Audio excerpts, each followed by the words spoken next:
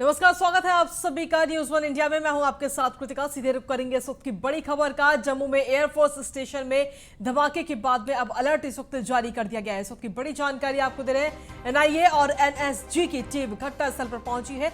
NIA ने मामले की जांच शुरू की और आतंकी एंगल से भी जांच की जा रही है। एनआईए की टीम इस पूरी जांच में जुटी हुई है। एयरफोर्स स्टेशन में देर रात 2 धमाके हुए थे और आपको बता दें कि धमाके के बाद में अब जांच की जा रही है। धमाके के बाद अलग अलग एयरफोर्स स्टेशन पर अलर्ट भी इस वक्त जारी कर दिया गया है। तो इसकी बड़ी जानकारी आपको दे रहे हैं।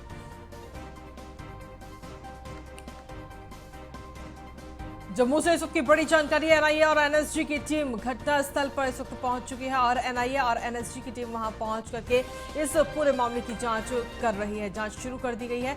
जम्मू में एयरफोर्स स्टेशन में धमाके के बाद बाकी जो एयरफोर्स स्टेशन हैं उन पर अलर्ट भी इस वक्त जारी कर दिया गया है। आतंकी एंगल से भी जांच अब इस पूरे मामले पे की जा रही है। एयरफोर्स स्टेशन में देर रात धमाके हुए थे और धमाके के बाद अलग अलग एयरफोर्स स्टेशन पर भी अलर्ट जारी कर दिया गया है। जम्मू में एयरफोर्स स्टेशन में धमाके के बाद अलर्ट जारी किया गया है। एनआईए और एनएसजी की टीम घटनास्थल पर पहुंची है और वहां जाकर के इस पूरे मामले की जांच शुरू कर दी गई है। आपको बता दें कि आतंकी एंगल से भी जांच की जा रही है।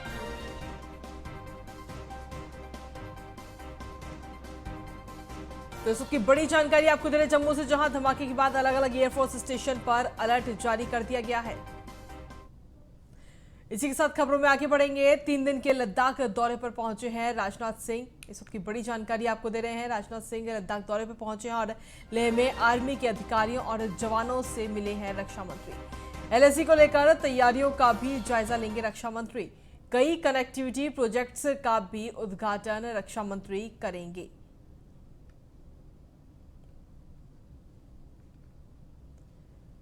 तो इस वक्त की बड़ी जानकारी आपको दे रहे हैं।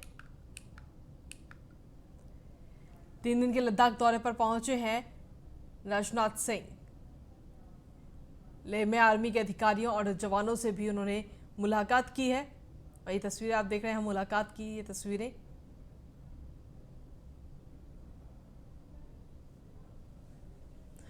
अगली बड़ी खबर की ओर रुख करते हैं। बीएसपी सुप्रीमो मायावती का ट्वीट आज सुबह सामने आया, जहां उन्होंने इस ट्वीट में लिखा कि 2022 में अकेले चुनाव लड़ेगी बीएसपी। इस की बड़ी जानकारी आपको दे रहे हैं। एआईएमआईएम के साथ चुनाव लड़ने की बात को उन्होंने गलत कहा और साथ ही कहा कि चुनाव लड़ने की बात भ्रामक और तथ्यहीन है। यूपी और उत्तराखंड में अकेले चुनाव लड़ेगी बीएसपी। तो इसकी बड़ी जानकारी आपको दे रहे हैं। 2022 में जो विधानसभा चुनाव होने उसको लेकर के उससे जुड़ी इस की बड़ी जानकारी आपको दे, जहां मायावती ने एक के बाद एक कई ट्वीट किए और इन ट्वीट में साफ तौर पर उन्होंने कहा कि जो चुनाव होने हैं उसमें बीएसपी अकेले ही चुनाव लड़ेगी, यानी कि अकेले ही चुनावी मैदान में उतरने वाली है।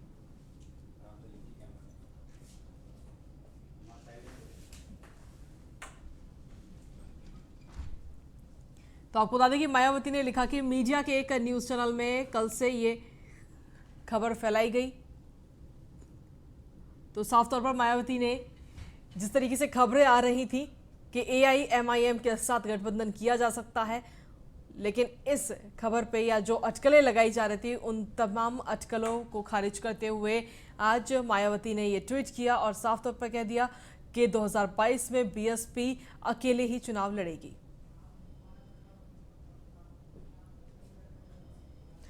अगली बड़ी खबर की ओर रुख करते हैं लखनऊ से, जहां धर्मांतरण मामले में एटीएस की पूछताछ में बड़ा खुलासा हुआ है। इस वक्त की बड़ी जानकारी आपको दे रहे हैं। सामूहिक धर्मांतरण की साजिश रच रहा था उमर गौतम। आपको बता दें कि 1956 को दोहराने का सपना उमर गौतम देख रहा था और एटीएस को जो दस्तावेज मिले हैं उसमें भी 1956 का जिक्र है। दरअसल 1956 में करीब 3,80,000 से ज्यादा लोगों ने एक साथ बौद्ध धर्म को अपनाया था और पूछताछ में उमर गौतम ने इस चीज का खुलासा किया है। तो इस की बड़ी जानकारी आपको दे रहे हैं। धर्म परिवर्तन कराने में उमर गौतम का कहना है कि धर्म परिवर्तन कराने में एक व्यक्ति को करीब 2 से 3 महीने का वक्त लगता है, यानी कि उसको समझाने में, उसको लालच देने में 2 से 3 महीने का वक्त उसे दिया जाता है। तो इस की बड़ी जानकारी आपको दे रहे हैं। एक ये नया खुलासा हुआ है।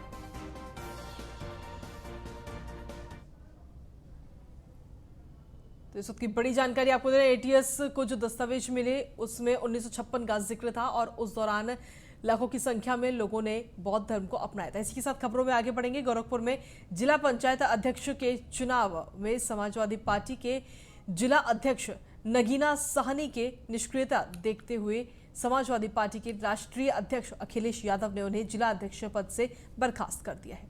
जिला अध्यक्ष पद बर्खास्त होने के बाद उनका क्या कुछ कहना है?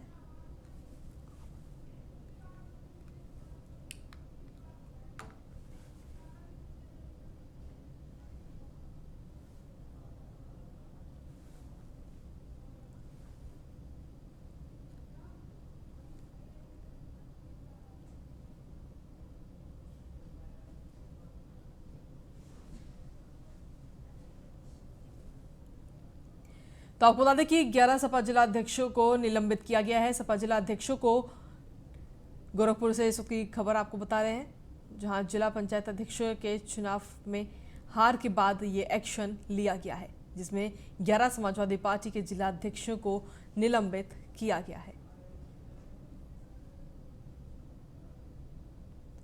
जिला पंचायत अध्यक्ष उत्तर प्रदेश की सियासत में एक बार और हड़कंप मची हुई है।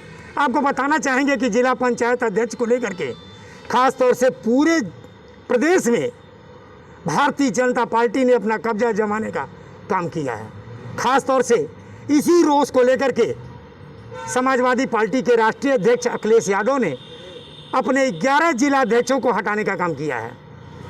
इस समय हम गोरखपुर जिले के जिला अध्यक्ष नगीना साहनी के पास मौजूद हैं। इनसे जानेंगे आखिरकार कल के जिला पंचायत अध्यक्ष के चुनाव में क्या रहा जिसका खामियाजा इनको भुगतना पड़ा। अध्यक्ष जी, सबसे बड़ी बात रही क्या रहा कल का? देखिए, गोरखपुर जनपद मुख्यमंत्री का जिला है। यहाँ के जितने अधिकारी हैं वो सब भारतीय जनता पार्टी एजेंट के रूप में काम कर रहे हैं। हमने समाजवादी पार्टी से जिला पंचायत अध्यक्ष के लिए आलोक गुप्ता को प्रत्याशी बनाया था। जब प्रत्याशी बनाया उसके एक दिन पहले जैसे संभावना बनी वैसे यहाँ का प्रशासन यहाँ के कुछ लोगों के से दरखास्त लेकर के तमाम फर्जी दरखास्त, यहाँ तक कि 376 तक का दरखास्त आलोक गुप्ता के खिलाफ डाला जाता है। उनको धमकाया जाता है, डरवाया जाता है कि तुम चुनाव लड़ोगे तो मुकदमे इतने दर्ज कर देंगे कि तुम्हारी ज़िंदगी खराब हो जाएगी। धर्मेंद्र यादव को भी नॉमिनेशन के एक दिन पहले रेलवे स्टेशन के पास इनकी दुकान से पुलिस के लोग ही अपहरण कर लेते हैं। ये बात हम ADG Gorakhpur, SP city, SSP सारे अफसरों को मैंने बताया, लेकिन इनका अपहरण कर लिया जाता। फिर हमने विकल्प के रूप में जितेंद्र यादव का पर्चा रखे हुए था। जितेंद्र यादव का नाम जैसे आता है उनके घर पे भी पुलिस की छापेमारी शुरू हो जाती है। जितेंद्र यादव के पिताजी को अंडर कस्टडी ले लिया जाता है। फिर एसएसपी गोरखपुर और एडीजी से बात करने के बाद उनके पिताजी को तब छोड़ा जाता है जब बड़हलगंज इंस्पेक्टर को लगता है कि हजारों की संख्या में लोग बड़हलगंज थाने का घेराव करने आ रहे हैं, बड़हलगंज थाने पर धरना देने आ रहे हैं, तब जाकर के उनके पिताजी को छोड़ने का काम किया जाता है। उसके बाद हम लोग जब कल नॉमिनेशन के लिए गोरखपुर एडीएम फाइनेंस के ऑफिस जा रहे थे तो गोरखपुर कार्यालय जो समाजवादी पार्टी का कार्यालय है वहाँ से निकलने के बाद जगह जगह पुलिस और प्रशासन के लोगों ने हम लोग को रोकने का काम किया और जगह जगह हम लोग का फार्म देखने का काम किया। Harendra Dubey, news on India. और इसी के साथ अगली खबर की ओर रुख करते हैं मेरठ से, जहां पीएचसी का राज्य मंत्री सुनील भराला ने निरीक्षण किया है। आपको बता दें कि राज्य मंत्री सुनील भराला ने लोगों को आश्वासन भी दिया है कि मेरी कोशिश लोगों को बेहतर चिकित्सा उपलब्ध हो सके। मौके पर अधिकारियों को व्यवस्था दुरुस्त करने के लिए भी साफ तौर पर निर्देश दिए गए हैं। आपको बता दें कि पीएचसी में 18 से 45 साल के लोगों का टीकाकरण अभियान इस वक्त चल रहा है और सुनील भराला ने मेरठ के बुटबराल स्थित गोददेवी पीएचसी वहां पहुंचे थे, जहां पर उन्होंने साथ ही लोगों को यह भी आश्वासन दिया कि यहां पे इलाज सही होगा, सही ढंग से होगा।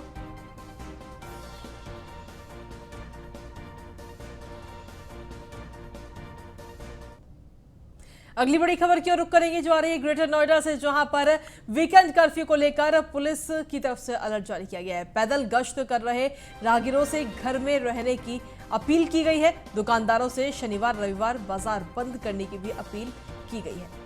एसीपी योगेंद्र सिंह और एसएचओ बिस्रख ने लोगों से ये अपील की है और तस्वीरें आप इस वक्त देख रहे हैं। राहगीरों से घर में रहने की अपील पुलिस की तरफ से की गई है। शनिवार और रविवार को बाजार बंद रखने की भी अपील की है। इस तरीके से वीकेंड कर्फ्यू लगाया गया है, सभी दुकानें बंद रहेंगी, जो जरूरत के सामान की जो दुकानें हैं सिर्फ उन्हीं को खोलने की अनुमति दी गई है।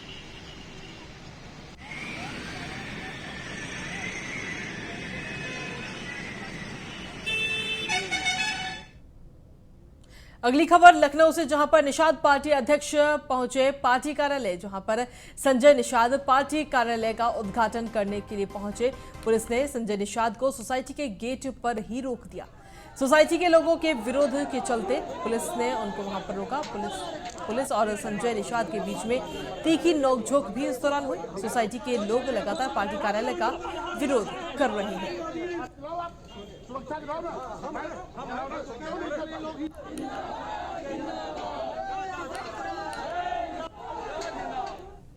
अगली खबर भी लखनऊ से ही है, जहां खलीलाबाद के गांधी ग्राम में राशन किट वितरण का कार्यक्रम चला और इंडस एक्शन संस्था और उम्मीद संस्था ने राशन वितरण किया। गांधी ग्राम के उत्थान के लिए SP vigilance doctor Arvind Chaturvedi इसका प्रयास कर रहे हैं। डॉक्टर अरविंद चतुर्वेदी के प्रयास से हर रविवार गांव के उत्थान के लिए इस तरीके के कार्यक्रम आयोजित किए जाते हैं और कार्यक्रम में लोक संगीत गायिका पद्मश्री अवार्डी मालिनी अवस्थी भी इस दौरान मौजूद रहीं। कई रिटायर्ड आईएएस और प्रशासनिक अधिकारी भी गांधी ग्राम में मौजूद रहे। आपको बता दें कि गांव के युवाओं को रोजगार के लिए लगातार डॉक्टर अरविंद चतुर्वेदी प्रयास कर रहे हैं कि उनको कैसे भी करके रोजगार दिया जाए। अलग अलग लोगों से युवाओं को रोजगार के गुर भी सिखाए जा रहे हैं।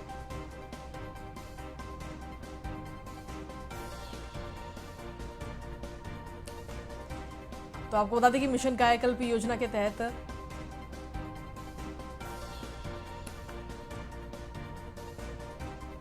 युवाओं को सरकारी या गैर सरकारी तरीके से काम सिखाया जा रहा है। मिशन कायाकल्प हमारी सोच है। जहां तैनाती के जिलों में मैंने ये प्रयास किया और इस समय मैं लखनऊ तैनात हूं और यहाँ भी गांधी ग्राम में मिशन कायाकल्प के तहत आमूल परिवर्तन का प्रयास किया जा रहा है। हमारे 5 लक्ष्य हैं। हम गांव में रोजगार की अधिक से अधिक संभावनाओं को तलाश रहे हैं। दूसरा लक्ष्य हमारा है कि हम निश्चित रूप से जो सरकारी योजनाएं हैं उसका लाभ दिलाने का प्रयास कर रहे हैं। तीसरा, अधिक से अधिक एनजीओस को जोड़ने का प्रयास कर रहे हैं। चौथा, जो गांव में स्किल्स हैं उनको विकसित कराने का प्रयास कर रहे हैं। पांचवा, चरित्र निर्माण का प्रयास कर रहे हैं कि ये गांव के जो लोग हैं, गांव के बच्चे हैं, वो अपने आप को एक संकल्पित व्यक्ति के रूप में समाज में प्रस्तुत करें। राष्ट्रीय एकता अखंडता का जो बिगुल हमारे देश में बज रहा है उसमें सम्मिलित हों, ये हमारा प्रयास है। इसमें बहुत सी संस्थाएं हमारे साथ जुड़ी हैं, एनजीओ जुड़े हैं। उम्मीद संस्था का सबसे बड़ा रोल है, जिन्होंने हमें प्रेरित किया है, हमारे साथ जुड़कर काम किया है। और आज के कार्यक्रम में उम्मीद संस्था की जो पेट्रन हैं श्रीमती उषा अवस्थी जी, बहुत वृद्ध हैं लेकिन हमारे आग्रह पर आज इस कार्यक्रम में आई हुई हैं, जहाँ पर इंडस एक्शन नाम की बेंगलोर की संस्था अन्नपूर्णा किट इन परिवारों को बांट रही है। गांव के 125 परिवारों को ये किट दिए जा रहे हैं। लखनऊ शहर के अंदर आप देख सकते हैं कि यहाँ पर ये कस्बा शहर के अंदर होते हुए भी यहाँ पर अभाव है, गरीबी है, लाचारी है और बहुत बड़ी संख्या में यहाँ पर ज़रूरतमंद ऐसी औरतें भी हैं जिनके पति नहीं हैं, अकेली हैं। तो वहाँ पर बहुत मुझे खुशी है कि आज कई संस्थाएं मिल करके, स्वयंसेवी संगठन मिल करके आज राशन किट, और राशन किट तो नहीं कहना चाहिए, ये अन्नपूर्णा योजना में आप देख रहे हैं कि सारा बहुत ब्रांडेड, करीब 2,500-3,000 हज़ार का एक सामान एक एक परिवार को दिया जा रहा है। और ये सहायता के क्रम में आकर के कहीं ना कहीं ये भी एक बात वहाँ पर आज जैसे आपने सुना कही गई है कि यदि मेहनत करने को राजी हों तो किस प्रकार से स्वावलंबन में भी इनको जोड़ा जा सके। दूसरा, एक बहुत बड़ी खुशी की बात है कि यहाँ पर जो हमारी संस्थाएं हैं वो इस बात के लिए भी जोर दे रही कि सरकार जो योजनाएं चला रही है उन योजनाओं का लाभ इनको मिल रहा है कि नहीं, फॉर्म भरवाना, उनके बारे में जानकारी देना, इसके बारे में भी इनको परिचय। और जैसे कि कोरोना का जहाँ थोड़ा सा प्रभाव कम हुआ है तो आप देख रहे हैं लोगों में एक आ जाती है, उसके लिए भी कहीं ना कहीं सावधान करना कि अभी खतरा टला नहीं है। शहर खबरों में आगे बढ़ेंगे। लखीमपुर खीरी के निघासन में ग्रामीणों ने प्रधान की मदद से लकड़ी का पुल बनाया। बाढ़ के पानी से रास्ता बंद हो गया था, जिससे ग्रामीणों के सामने एक नई समस्या पैदा हो गई थी। देखिए ये रिपोर्ट। बाढ़ ने जब 2 गांवों के बीच डाली दरार, ग्रामीणों ने समस्या को किया दरकिनार। प्रधान की मदद से बना लकड़ी का पुल, बारात को लेकर जा रहे दूल्हे ने किया उद्घाटन। लखीमपुर खीरी के निघासन विकास खंड के ग्राम पंचायत बैल्हा के गांव मिठुई में बहतिया नाले से संपर्क मार्ग पर बाढ़ के कारण पानी भर जाने की वजह से आवागमन बाधित हो गया था। ग्रामीणों के सामने आने जाने की बहुत बड़ी समस्या खड़ी हो गई थी। इस बड़ी समस्या को हल करने के लिए सभी ग्रामीण नवनिर्वाचित ग्राम प्रधान हाजी रफीक अहमद से जाकर मिले। ग्राम प्रधान ने लकड़ी का वैकल्पिक पुल बनाए जाने की बात ग्रामीणों से कही। पुल निर्माण कार्य में अपनी तरफ से 25,000 रुपए का सहयोग ग्राम प्रधान ने दिया। ग्रामीणों ने बांस बल्ली लकड़ी से निर्मित वैकल्पिक पुल का 2 दिन में निर्माण कर दिया। ये खरीद के यहाँ प्रधान जी से सलाह ली गई, तो प्रधान जी कहें चलो हम भी सहमत हैं, चलो बना लो। तो हम लोग पूरा गांव मिलकर बनाए अपने यहाँ। अच्छा, इस लकड़ी के पुल में किसी स्थानीय जिम्मेदार या किसी उसने मदद की? कोई मदद नहीं है, कोई सुनवाई नहीं हुई, ना सांसद ना विधायक ना कोई यहाँ पर नहीं आते मांगने आते हैं वरना नहीं आते हैं। 50,000 लमसम लोग, कोई मदद नहीं हुई, यहाँ कोई सुनवाई नहीं होती। वहीं जब पुल बनकर तैयार हुआ तो मिठुई गांव निवासी सोनू की बारात बहराइच को जानी थी। ग्रामीणों ने नेक के रूप में दूल्हे से 1 रुपए का सिक्का लिया और बारात लेकर जा रहे दूल्हे से नवनिर्मित लकड़ी से बने पुल का उद्घाटन फीता कटवा कर किया। दूल्हा बारात लेकर लकड़ी के पुल से चलकर रवाना हो गया। न्यूज़ 1 इंडिया के लिए अवध जायसवाल की रिपोर्ट। और चलिए खबरों में आगे बढ़ेंगे, बात करेंगे हरदोई की, जहां चुनावी रंजिश में युवक की हत्या कर दी गई। युवक को पीट कर मौत की घाट उतार दिया गया। आधा दर्जन दबंगों ने लाठी डंडों से युवक को पीटा। फिलहाल पुलिस इस पूरे मामले की छानबीन में जुटी हुई है। हरपालपुर थाना क्षेत्र के बमहरौली गांव की ये पूरी घटना बताई जा रही है।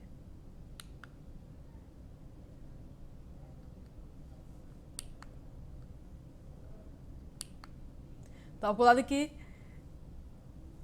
चुनावी रंजिश में युवक की यह हत्या की गई है। हरदोई की खबर इस वक्त आपको बता रहे हैं, जहां पीट कर युवक को मौत के घाट उतार दिया गया। फिलहाल पुलिस इस पूरे मामले की जांच कर रही है। चुनावी रंजिश बताई जा रही है युवक की हत्या का जो कारण है। फिलहाल पुलिस ने ये पूरा मामले में जांच की जा रही है। हरदोई की खबर इस वक्त आपको बता रहे हैं, आधा दर्जन दबंगों ने लाठी डंडों से युवक को पीट कर उसकी हत्या कर दी। हत्या के पीछे चुनावी रंजिश वजह बताई जा रही है।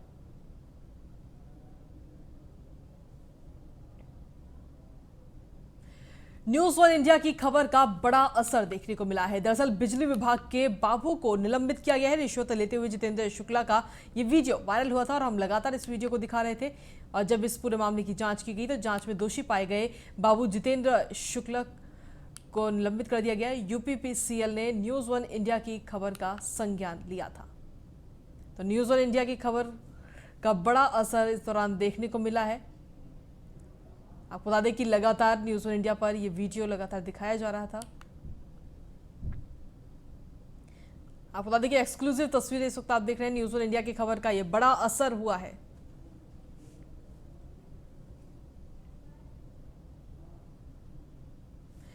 अगली खबर की ओर रुख करते हैं बुलंदशहर से, जहां मामूली से विवाद में 2 पक्षों में विवाद हो गया। दरअसल दोनों पक्षों में जमकर लाठी डंडे भी चले और धारदार हथियार भी चले। मारपीट में 2 लोग गंभीर रूप से घायल हो गए। घायलों को जिला अस्पताल में भर्ती फिलहाल कराया गया है। पुलिस ने 6 लोगों के खिलाफ पूरा मामला दर्ज किया है। अहमदगढ़ थाना क्षेत्र का ये पूरा मामला बताया जा रहा है। वहां के रानीवाला गांव का ये पूरा मामला है। बुलंदशहर की खबर इस वक्त आपको बता रहे हैं, जहां 2 पक्षों में जमकर लाठी डंडे चले हैं। मामूली से विवाद को लेकर के लाठी डंडे और धारदार हथियार चले हैं। मारपीट में 2 लोग जख्मी भी हो गए हैं। तस्वीर भी आपको दिखा रहे हैं। बुलंदशहर की खबर इस वक्त आपको बता रहे हैं, जहां दोनों पक्षों में जमकर लाठी और डंडे चले हैं। साथ ही धारदार हथियार से भी हमला किया गया है और इस पूरे विवाद में 2 लोगों की मौत हो गई है।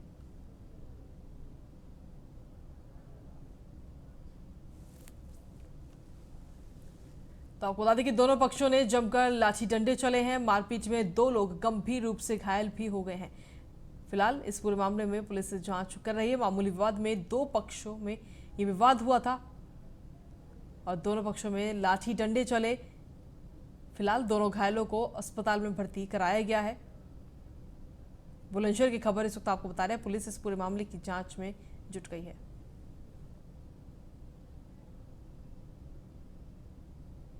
अगली खबर की ओर रुख करते हैं बुलंदशहर से, जहां जंग का अखाड़ा बना भैंसा दौड़। दरअसल प्रतियोगिता का जो मैदान था वो जंग का मैदान बन गया। मामूली बात को लेकर आपस में ही जो प्रतियोगिता के प्रतिभागी थे वो भिड़ गए।